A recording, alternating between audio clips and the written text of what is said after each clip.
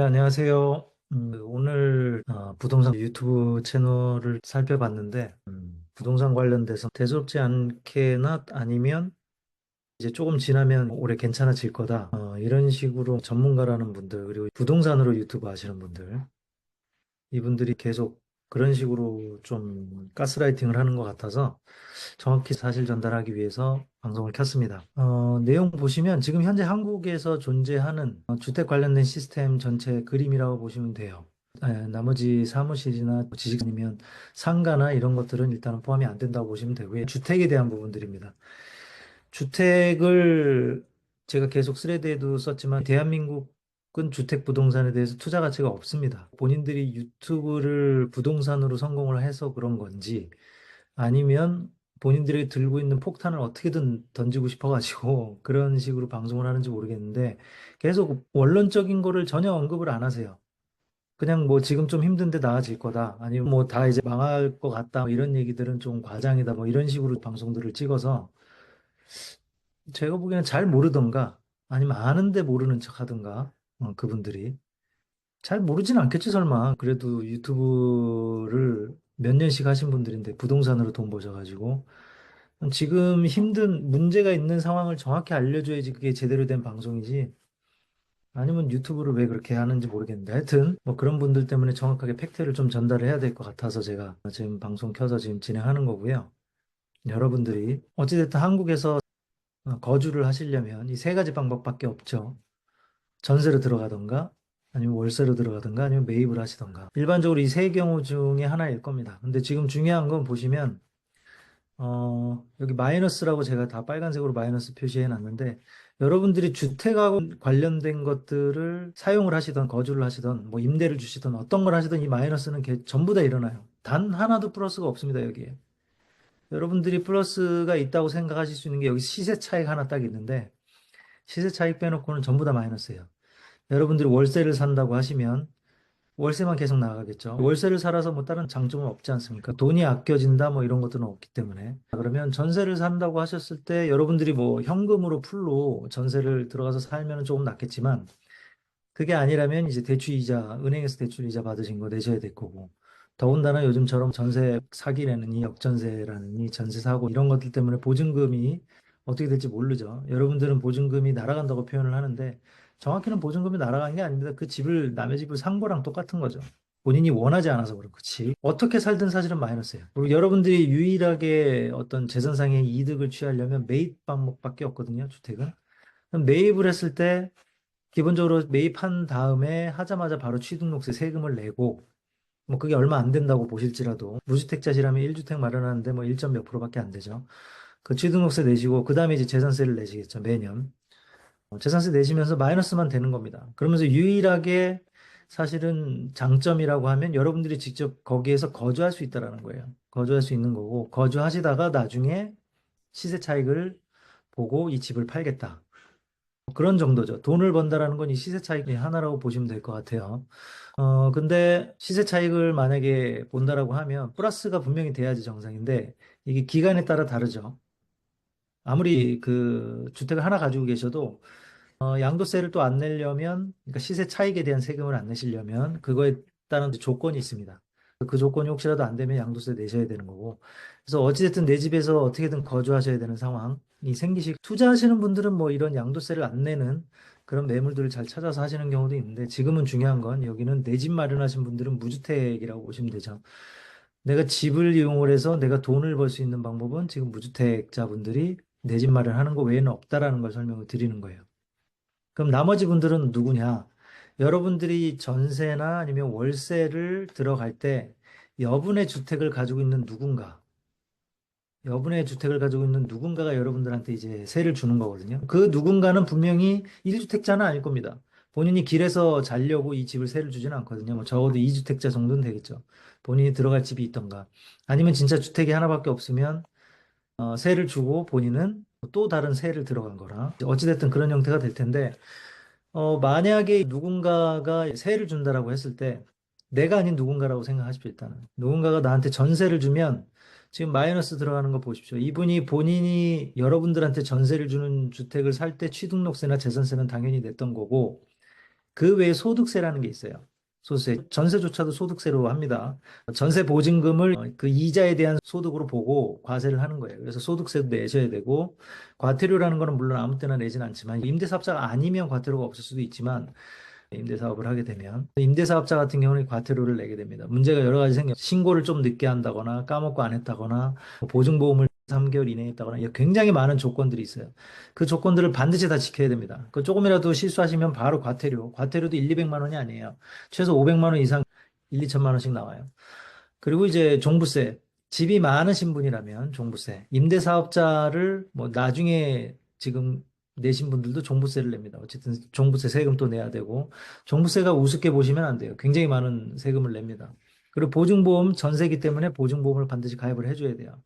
그리고 만약에 임대사업자가 아니래도 임대사업자는 보증보험에 대한 의무 가입 사항인데 임대사업자가 아니신 분들도 보증보험을 어떻게든 가입하려고 하시죠. 왜냐하면 임차인들이 본인들 보증금이 안전하길 원하기 때문에 보증보험을 꼭 요구를 하세요.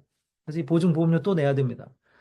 그리고 이제 주택 유지 관리하는데 비용 내죠. 뭐 어찌됐든 전세자라고 하시더라도 만약에 집에 어떤 뭐 누수가 있거나 이러면 그거는 집주인이 내야 되니까. 물론 소모용품 같은 경우는 이제 전세 임차인분이 직접 부담하겠지만 대부분은 집주인분들이 이런 관리 비용을 냅니다. 그래서 다 마이너스예요.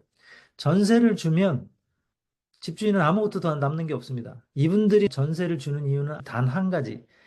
뭐냐면 본인들이 이 집을 사기 위해서 은행에서 대출을 받았던 그 금액만 빠르게 상환하는 게 목적인 거예요. 그 이자를 줄이려고 여러분들한테 보증금을 받자마자 바로 은행한테 보증금을 토스를 해주는 거죠. 그거 외에는 없어요. 전세 보증금을 받아서 집주인들이 그거 가지고 해외여행하고 다니고 뭐 고급 차 뽑고 이러고 다닌다고 생각을 하시는데 그렇게 하실 수가 없어요. 어떻게 그렇게 하죠? 예를 들어서 아파트 같은 경우는 좀 가능할 수 있어요. 아파트는 왜냐하면 보증금이 전체 매매가의 뭐 40%, 50% 정도니까 그 이상으로 만약에 전세가 들어왔다 그러면 본인들이 봤을 때 은행 대출 원금을 갚고도 돈이 남으니까 그거 가지고 뻘짓을 할 수 있겠죠. 근데 그런 아파트가 아니라 일반적인 비아파트 주택 같은 경우는 전세 보증금 받은 게 거의 다 대출 원금으로 들어간다고 보시면 돼요. 은행에 다 들어간다고 보시면 됩니다. 그게 그대로 가지고 있으신 분들이 거의 없으세요. 그거를 진짜로 뭐 보증금을 가져다가 뭐 주식을 하는데 쓴다? 뭐 그런 분들이 돈이 있으신 분이면 그렇게 할 수 있을 수도 있는데 보통은 그렇게 못하죠. 그래서 어찌됐든 전세를 줬다 그러면 그 집주인은 사실은 남는 게 아무것도 없습니다. 마이너스예요. 그럼 이거 남는 게 없는데 왜 하냐? 왜 하냐면 아까 보셨다시피 이 부분 때문입니다. 언젠가는 시세 차익을 노리는 거거든요. 지금 일단 전세자들이 들어와 있지만 내가 이 집이 이제 가격이 오르면 난 그거를 팔아서 수익을 낼 거야 라는 그런 욕심이 있어서 이 전세 임대인들은 전세를 주고 시간을 버티는 거예요. 그냥 이 시세 차익이 생길 때까지. 그래서 이분들은 사실은 매월 뭐 얻어지는 소득이 아무것도 없습니다. 세금 내는 것밖에 없어요. 세금 내는 기계예요. 전세 임대인들은. 자, 그러면은 만약에 여러분들이 이제 월세를 들어간다 그러면 월세 같은 경우도 보시면 아시겠지만 월세도 똑같습니다. 뭐 여러분들이 월세로 들어가면 그 집주인은 똑같이 이 집을 살 때 취등록세하고 재산세 계속 내고 있을 거고요. 그다음에 소득세 당연히 내야 됩니다. 국세청에서 이 월세도 다 들여다보기 때문에 소득세 내야 되고 임대사업자를 만약에 냈으면 또 뭐 실수 하나 하면 과태료 내셔야 되고 그 과태료 내야 될 게 굉장히 많아요. 보증금이 만약에라도 월세인데 3천만 원 이상 넘어가면 또 보증보험 가입하셔야 되고 종부세 당연히 내셔야 되고 그리고 만약에라도 이제 전세랑 또 다른 위협이 뭐냐면 이 월세 분들은 임차인 분들이 월세를 안 내면 이거 쫓아내야 되거든요. 쫓아내는 건 그냥 마음대로 못 쫓아냅니다. 한국에서는 임차인 분들이 사회적 약자라고 취급을 받기 때문에 마음대로 월세 못 낸다고 내쫓아낼 수가 없어요. 그래서 이거 관련된 소송을 해야 됩니다. 그래서 명도 소송비가 들어요, 보통. 그래서 월세 임차인들이 만약에 임차료를 안 내면 보통 3개월 미납하면 그거 미납 소송비도 몇백씩 내면서 소송해가지고 그분 내보내야 돼요. 내보내는 것도 소송에서 이겼다고 해서 그렇게 쉽게 안 나갑니다. 예, 그래서 명도 소송하는 게 굉장히 까다롭고요. 그다음에 당연히 주택관리 월세이기 때문에 뭐 도배도 해줘야 되고 안에 뭐 고장 나면 집주인이 다 고쳐줘야 되죠. 다 마이너스예요. 월세에서 소득 유일하게 월세 받는 건데 이 월세로 이 모든 들어가는 비용을 커버를 해야 되기 때문에 그럼 어떻게 해야 되겠어요? 월세 올릴 수밖에 없습니다. 월세가 절대로 싸게 유지가 될 수가 없어요. 월세는 상가 같은 데는 월세는 보시면 아시겠지만 보통 투자금 대비로 해서 한 4.5%가 안 됩니다. 이제 상가 하나 사는데 몇십억 주고 산다고 하면 그거 월세 받아봤자 한 3%, 4%, 4%좀 넘으면 월세 잘 받는 거예요, 상가도. 근데 이런 주택도 마찬가지입니다. 주택이라고 해서 무슨 월세를 많이 받냐? 많이 받을 수가 없어요. 지금 이제 이 전세가 없어지고 있다 보니 월세가 조금 올려서 받고 있어요. 지금 현재 월세가 한 거의 8% 정도 될 겁니다. 근데 그게 계속 올라갈 거예요. 월세는 특징이 계속 올라갈 수가 없어요. 왜냐면 월세는 사람들이 너무 부담이 되면 아예 안 들어가잖아요. 공실이 생겨버릴 수가 있습니다. 차라리 더 싼 데를 가는 거기 때문에. 전세랑은 달라요. 전세는 어느 정도 가격이 돼도 내가 월세를 살기 싫기 때문에 전세로 오시는 분들이 있기 때문에 전세는 그게 유지가 됐어요. 계속 가격이 좀 더 높아도. 근데 월세는 그게 안 됩니다. 월세 80만 원 내던 집을 갑자기 160만 원 내라 그러면 그 동네가 아무리 좋아도 그거 못 내시거든요. 내가 200만 원 벌어가지고 80만 원 내고 있었는데 갑자기 160만 원 내라 그러면 그건 버틸 수가 없죠. 그래서 월세는 보통 시장에 맡겨지기 때문에 이 월세가 아무리 올라도 어느 정도 오르다 보면 더 이상 오를 수가 없습니다. 그게 다른 나라도 똑같습니다. 중국도 그렇고 미국도 그렇고 월세가 올라가는 건 어쨌든 수요가 몰리는 지역인데 그게 어느 정도 이상은 안 돼요. 그렇기 때문에 나머지 세금이나 과태료 부담이 임대인한테 계속 과중이 되고 있는 현재 상태에서 월세는 오르다 오르다가 어떤 상황이 되냐면 이제 임대인을 거꾸로 짓누르게 되죠. 임대인한테 이제 부담이 다 되는 겁니다. 전세는 이미 원래 임대인 부담. 이제 월세도 임대인이 어떻게든 본인들은 수익을 내야 되기 때문에 월세로 계속 이거를 넘기고 있지만 이 월세로 들어오는 금액이 만만치 않으면 그때부터는 또 이제 부담이 되는 거예요. 공실 부담부터 해서. 그러다 보니 상가처럼 나중에 재수 없어지면 어떤 상황이 되냐면 차라리 공실이 나은 상황이 생길 수도 있어요. 야, 차라리 비워놓는 게 낫겠다라는 상황이 될 수도 있습니다. 주택은 아직까지는 한국은 지금 월세가 지금 올라가고 있는 형국이다. 좀 이런 형국인데 지금 이렇게 보시면 아시겠지만 이 뒤에 제일 큰 우리 나쁜 친구들이 있어요. 여기에 나쁜 친구들이 있는데 이 은행, 그다음에 허그, 공무원, 그다음에 경찰서는 나쁜 분들은 아니죠. 근데 이분들은 어찌됐든 고발을 받으면 해야 되기 때문에 지금 보시면 은행이 사실 제일 나쁜 애들입니다. 은행은 뭐냐면 전세자들이 이쪽에서 올 때 전세 대출을 받습니다. 은행은 사실은 이 임차인의 어떤 신용 조건이나 이런 걸 보고 해주시는 건 아니에요. 이분들은 뭐냐면 이 임대인의 매물을 보고 대출을 해주는 거거든요. 근데 이것도 옛날 얘기지 지금은 그렇게 안 합니다. 은행도 전세 대출을 해주려면 뭐가 중요하냐면 이 허그가 중요해요.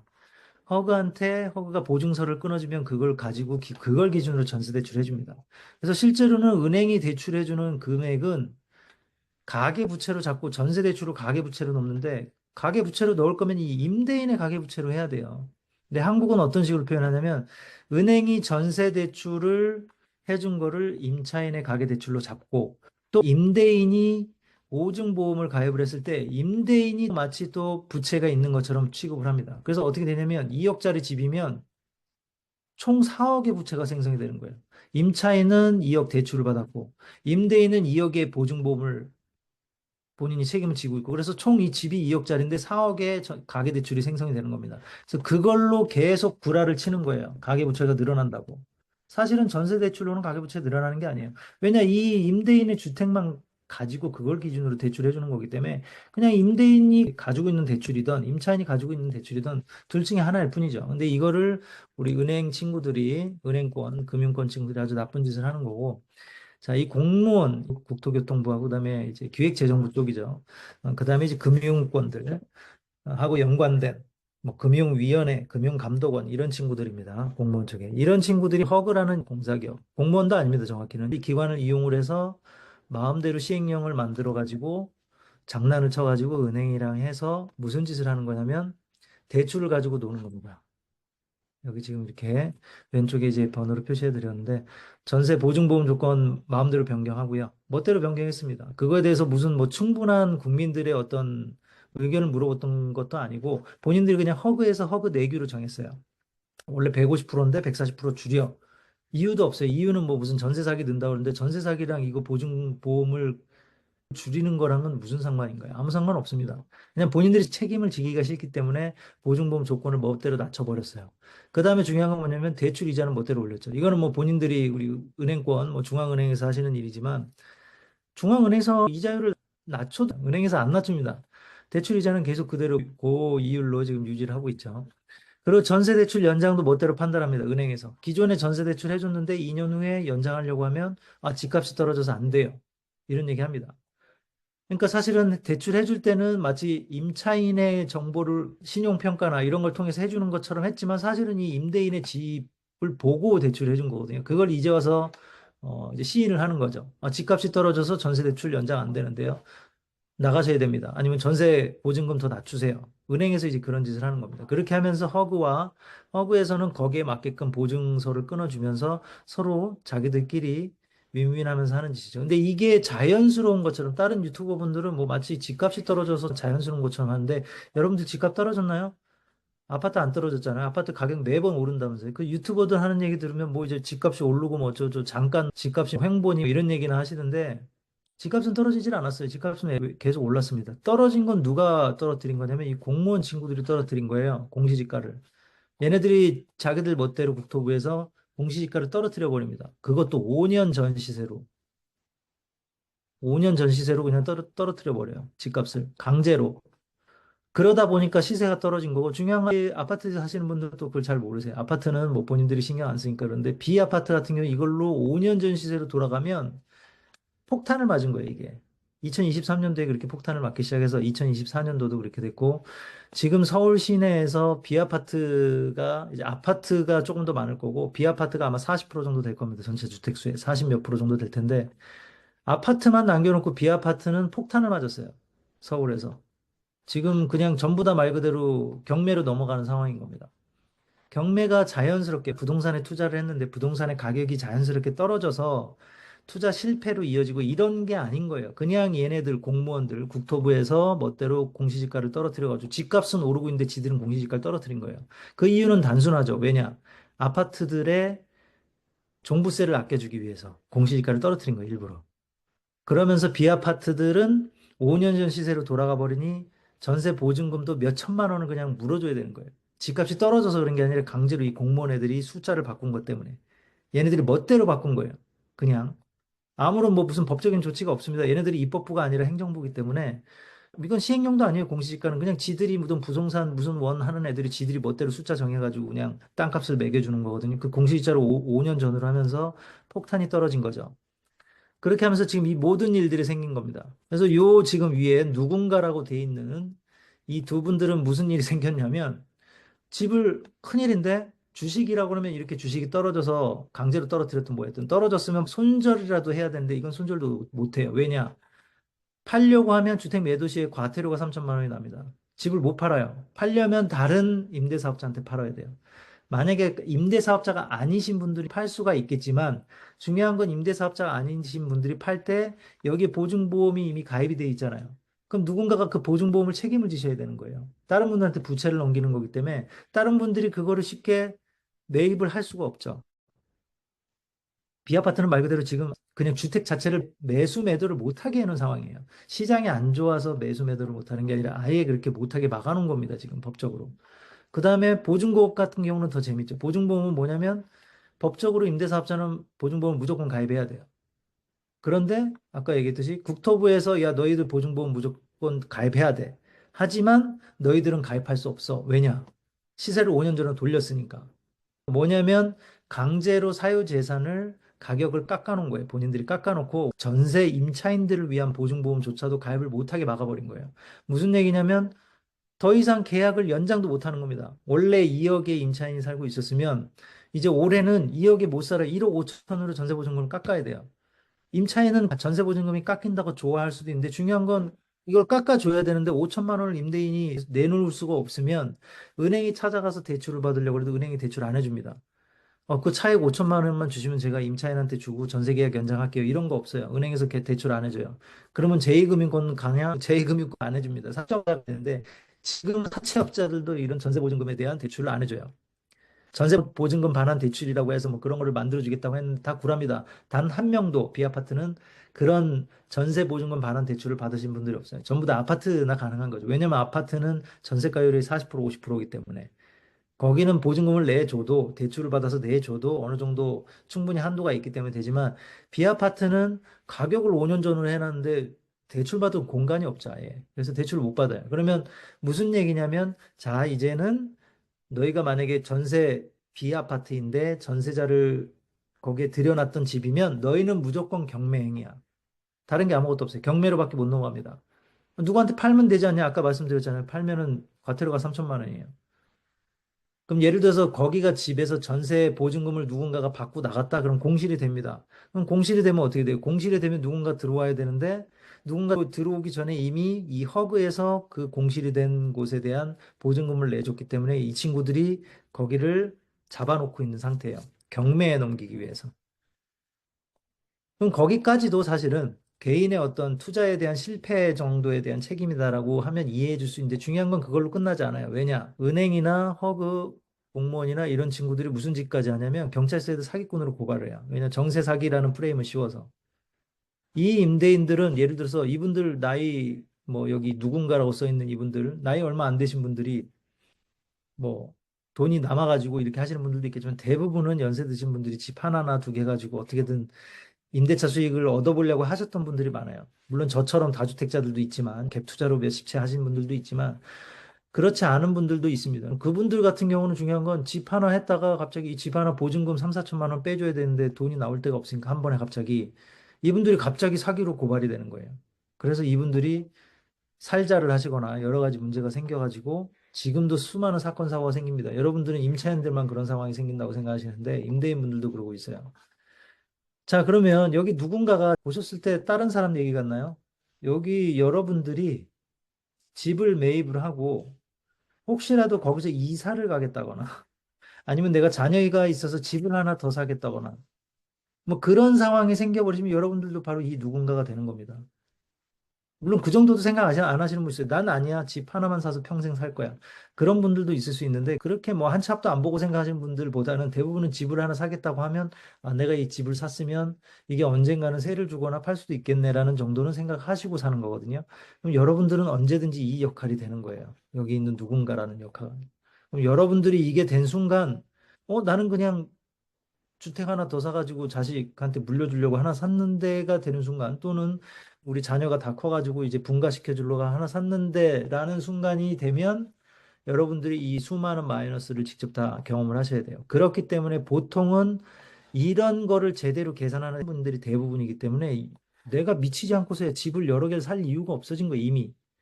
그래서 대한민국에서는 이렇게 집을 살 이유가 없어졌기 때문에 지금 한국의 부동산은 투자할 가치가 없어진 겁니다, 아예. 내가 한 채 이상 살 이유가 자체가 없어진 거예요. 그냥 하나 사서 거기서 어떻게든 우리 앞으로 우리뿐만이 아니라 내가 죽고 나서 내 자식도 살아야 되고 그렇게 해야 되는 거고 혹시라도 이사를 가거나 다른 데 가려면 여러분들은 월세로 가서 월세 집을 찾아야 되는 거죠. 절대로 집을 하나 이상 사지 않는 상황이 돼버린 거예요. 그래서 지금 한국의 비아파트는 이미 폭탄을 맞았어요. 내년이나 올해도 아니고요. 이미 폭탄 맞았어요. 23년도에 작살났고 24년도 2년 동안 이미 폭탄 터졌습니다. 그거를 왜 지금 유튜버 하는 친구들이 왜 그걸 단 하나도 얘기를 안 하는지 모르겠는데 대충 얼버무리면서 넘어가는데 이 국토부 공무원들, 기획재정부 공무원, 허그, 은행 얘네들이 다 이걸 만든 거예요, 이미. 왜 이렇게 만들었겠어요? 거시적으로 봤을 땐 단순합니다. 왜냐? 시장에 돈이 너무 많이 풀렸는데 돈을 회수할 수 있는 방법이 뭐가 있어요? 이자 올리면 되거든요. 지들은 핑계로 이자를 올리지만 은행에서 이자를 올리는 상황을 보고 이 국토부 애들하고 이 공무원 애들이 그걸 보고 깨달은 거예요. 야, 저렇게 이자 올리니까 전부 다 경매로 넘어가네. 왜냐면 이자를 올리면서 이자만 내라고 하는 게 아니거든요. 원금 상환, 전세는 2년짜리지 않습니까? 2년 딱 상환할 때 됐을 때, 야, 연장해 주지 마. 연장 안 하면 임차인도 작살나지만 임대인은 기본적으로, 그럼 뭐 어떻게 해요? 연장 안 해주면. 새로운 임차인이 들어와야 되는데 새로운 임차인도 전세 대출 안 해주면 그냥 경매행위예요. 여러분들이 집을 20억짜리 샀다. 뭐 아파트를 샀으니까 안전하다? 안전할 것 같습니까? 자, 아파트는 이제부터 시작일 겁니다. 25년부터 이제 시작인데, 내가 집을 살 때 은행에 대출을 끼웠어. 근데 은행 대출 이자가 너무 높아져. 그래서 나는 전세를 끼고 싶어. 전세를 끼면은 내가 은행 대출 이자를 좀 원금을 미리 갚을 수 있으니까. 이런 생각만 있으셔도 여러분들은 경매행으로 가는 기차를 타신 거예요. 지금 한국은 이미 그런 테크트리를 부동산 시장을 이렇게 만들어 놓은 거예요. 이 공무원들이. 입법부가 그렇게 만든 게 아닙니다. 이 공무원이 만든 거예요. 시행령으로 국토교통부가. 순수하게 국토교통부가 만들고 기획재정부와 콜라보레이션으로 나라를 그렇게 한국 부동산을 이렇게 만든 겁니다. 왜냐? 돈을 빨아들이는 게 대출 이자율 올려가지고 이자만 빨아들이는 거 아니라 원금도 회수가 되는 거거든요. 이거, 야, 집, 재산도 뺏을 수 있어. 국민들 재산도 경매로 넘겨버리고, 야, 그럼 네가 허그가 재빨리 가가지고 그거 낙찰받아. 허그가 낙찰 받아옵니다. 집값이 막 30% 40% 세일이 돼요. 세일된 거를 허그가 낙찰 받아옵니다.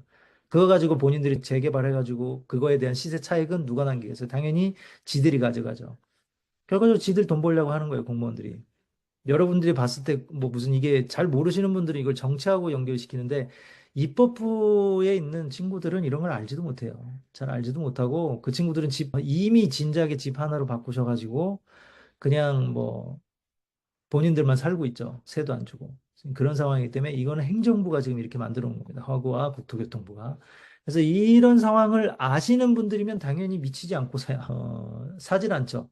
이 부동산을 왜 사요? 어디서 돈을 벌 구멍이 있다고. 돈을 못 법니다. 아무 데서도 돈을 벌 수 있는 데가 없어요. 심지어 집을 뺏겨, 경매. 그리고 운이 좋으면 그래 경매단은 어떻게 잘 모르고 팔았다가 또 과태료를 잘못하면 맞아. 그럼 과태료 안 맞으려면 8년 동안 무조건 임대사업 해야 돼. 뭐 여러 수많은 주변에 지뢰가 깔려 있는데 그 지뢰가 깔려 있는 걸 놔두고 무슨 대박을 이 시세 차익 하나 보고 한다고요? 여러분들이 시세 차익 집 하나 사가지고 집 하나 팔고 시세 차익 얼마나 볼 것 같습니까? 10억짜리 팔면 얼마 벌실 것 같아요? 여러분들이 집 사가지고 아파트에서 서울에서 파시는 거 다 뺏겨요. 얼마를 시세 차익으로 얻을 것 같아요? 양도세를 우습게 보지 마십시오. 그런 상황인데 누가 이 부동산을 삽니까? 그래서 이렇게 부동산이 이미 부동산 가치가 없어졌고 이걸 매입할 가치가 없으면 부동산으로 유튜브 먹고 사는 분들은 이 상황을 정확히 알려야죠.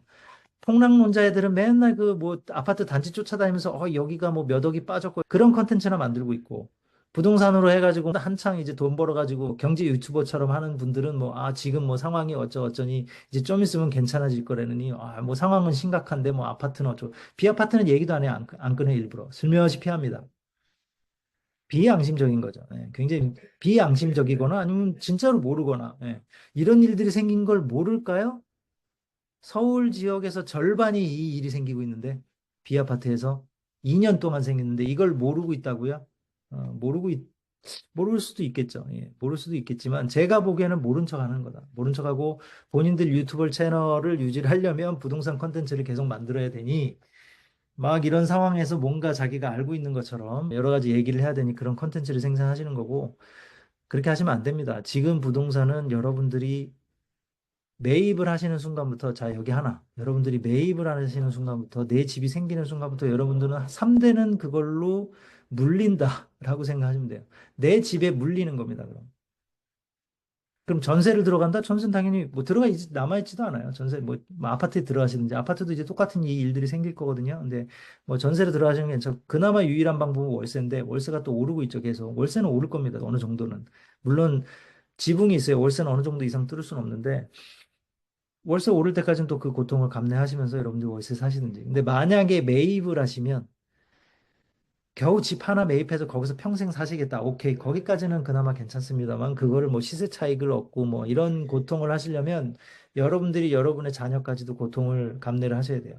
지금은 현재 대한민국은 그런 상황이고 뭐 그 부동산 유튜버 하시는 분들이 또 무슨 얘기했냐면 뭐 나아질 거다 뭐 이런 거. 지금 현재 부동산 시장이 잠깐 부동산 시장만 보는 게 아니라 거시경제를 보셔야 돼요. 당연히 그분들이 부동산 이외에는 다른 게 전문가가 아니니까 그런 얘기를 하실 수 있는데 지금 현재 한국의 경제 상태는 일반적인 기업이 부동산은 기업하고 연관돼 있습니다. 뭐 자영업도 연관돼 있을 수 있지만 한국 같은 경우는 적어도 기업, 그 기업에 출퇴근하는 인원이 얼마나 많은지에 따라서 거기에 주택의 임대차 시장이 형성이 되기 때문에 기업이 중요한데 지금 현재 대한민국에서 제대로 돈 버는 기업 있을 것 같으세요? 없습니다, 이미. 한국에서 더 이상 먹거리가 없어요. 한국 대기업들이 먹고 살 만한 게 없으면 몇 컨텐츠 뭐 지금 뭐 화장품 얘기 많이 하는데 그 화장품은 좀 뭐 잘 해외 수출해가지고 해외 수출해서 먹고 살 수 있는 제품 몇 개 지금 없어요. 전부 다 까먹었습니다. 그동안. 그리고 그 까먹는 동안 단 하나도 준비를 안 했고요. 대기업들이. 그런 상황에서 부동산만 나아질 거다. 부동산이 뭐 도대체 뭐 때문에 나아질 수가 있어요? 자영업 폭탄 맞아가지고 다 망했는데. 자영업자 뭐 어디 가서 장사할 데도 없고. 뭐 최소한 뭐 배달업이라도 하려 그러면 자영업자들이 살아 있어야지 배달업이라도 하죠. 자영업자들 다 죽었는데 뭐 배달할 건데요? 뭐 서류 문서요? 안 됩니다. 그렇게 하실 수 있는 게 없어요. 지금 부동산은 한국 부동산은 끝장이 났어요. 그러니까 절대로 투자하지 마시고 한 채 이상은 사지 마시고 한 채를 사시더라도 마음가짐은 어떻게 가셔야 되냐면 난 여기서 평생 살 거야. 뭐 그러니까 난 뭐 똑똑한 채 하면서 나는 뭐 무슨 어디에 있는 아파트를 산다? 아파트도 제대로 알아보십시오. 아파트도 서울에 4억, 5억짜리도 있어요. 20억, 30억짜리만 아파트가 아닙니다. 그렇게 보지 마시고 그런 말도 안 되는 아파트 가격 그 거품 키우는데 거기 동참하지 마시고요. 그리고 폭탄 돌리는데 동참하실 필요 없고 이젠 똑똑하게 생각하셔서 대한민국에서는 그냥 이 추운 겨울날 나하고 우리 가족 거주할 수 있는 그냥 집만 서울에 마련하십시오. 예, 서울에 하나 마련한다라는 생각으로 그게 빌라가 됐든 오피스텔이 됐든 하나 싸게 사가지고 거기 하나 있는 게 앞으로 2, 30년 동안 고통스러울 그런 것들을 그나마 피하실 수 있는 방법이에요. 여러분들이 주택을 투자를 하시는 순간 3대가 망합니다. 그거 다른 유튜버 분들, 부동산 유튜버 하시는 분들 제발 정신 차리고 그런 거 제대로 좀 컨텐츠 만드셨으면 좋겠어요.